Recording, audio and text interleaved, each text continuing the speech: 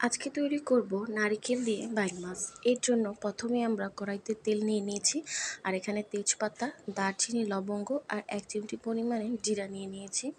যেটা তেলের মধ্যে একটু গরম হলে এর মধ্যে দিয়ে দিব আমি 4-5টা পেঁয়াজ মাঝারি সাইজের, যেটা আমি কেটে রেখেছি। এরপর এটাকে একটু নাড়াচাড়া করতে থাকবো একটু ভাজা ভাজা হওয়ার জন্য।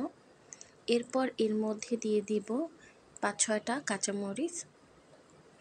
এরপর যখন এটা একটু ভাজা ভাজা হয়ে আসবে, এরপর আমি দিয়ে দিব আদা বাটা, যেটা কিনা আমি ফ্রিজে বরফ করে রেখেছিলাম। আর দিয়ে দিব এখানে কিছু বাটা মশলা, যেটা কিনা আমার দারচিনি, লবঙ্গ, জিরা, বাদাম এইগুলো দিয়ে আমি কিন্তু ব্লেন্ড করে রেখেছিলাম। এরপর দিয়ে দিয়েছি স্বাদ মতন লবণ, 2 চামচ মরিচের গুঁড়া, 1 চামচ হলুদের গুঁড়া, 1 চামচ ধনিয়ার গুঁড়া। এবার আমরা এটাকে ভালো করে কষাবো।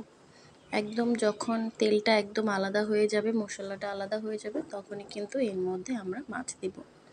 তো এটাকে ভালো করে কষিয়ে নিতে হবে। তো এই পর্যায়ে কিন্তু আমার এটা কিন্তু দেখতে পাচ্ছেন কষানো হয়ে গেছে, আর তেলটা কিন্তু আলাদা হয়ে গেছে, আর মশলাটাও কিন্তু আলাদা হয়ে গেছে। তো এই পর্যায়ে আমাদের কষানো হয়ে গেছে, এখন আমরা মাছ দিব।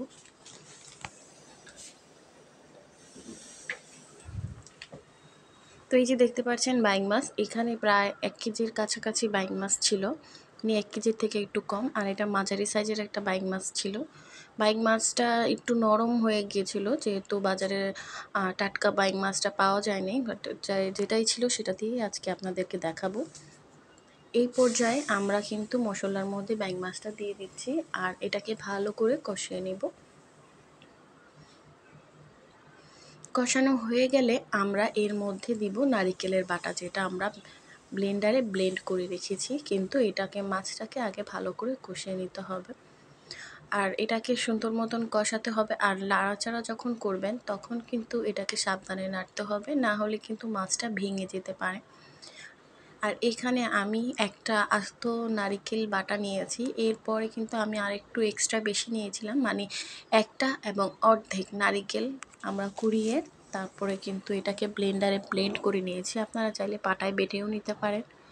এই পর্যায়ে আমি কিন্তু এই মাছের যে কষানো ঝোলের ওপরে কিন্তু এটা দিয়ে দিলাম, আর ভালো করে এটাকে এখন আমরা নেড়ে চেড়ে দিব। আর অবশ্যই খেয়াল রাখতে হবে এই পর্যায়ে যাতে মাছ না ভেঙে যায়।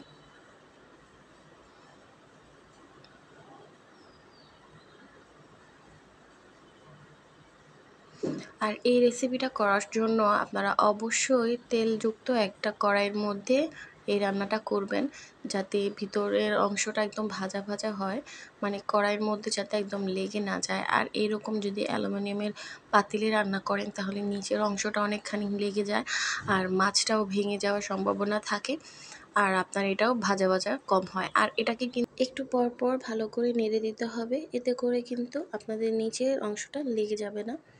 এই পর্যায়ে কিন্তু দেখতে পাচ্ছেন আমার কিন্তু একদমই প্রায় তৈরি হয়ে এসেছে। তো ভিডিওটা যদি ভালো লেগে থাকে অবশ্যই আমার চ্যানেলটাকে সাবস্ক্রাইব করে দেবেন, পাশে থাকা বেল আইকনটি বাজিয়ে দেবেন নিত্য নতুন ভিডিও সবার আগে পাওয়ার জন্য।